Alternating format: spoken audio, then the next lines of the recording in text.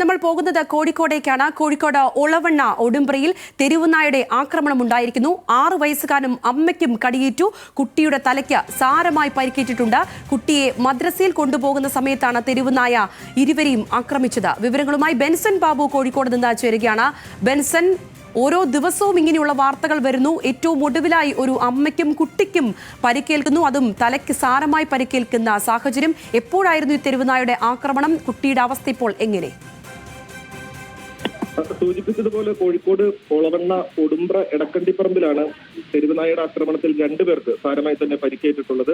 6 വയസ്സുകാരനായ മുഹമ്മദ് സഹലിന്റെ മാതാവ് സന യാസർ 28 വയസ്സ് എന്നിവർക്കാണ് തെരുവുനായയുടെ ആക്രമണത്തിൽ പരിക്കേറ്റത്. ഇന്ന് രാവിലെ കുട്ടിയെ മദ്രസയിൽ കൊണ്ടുപോകുന്ന സമയത്താണ് തെരുവുനായ ഇരുവരെയും ആക്രമിച്ചത്.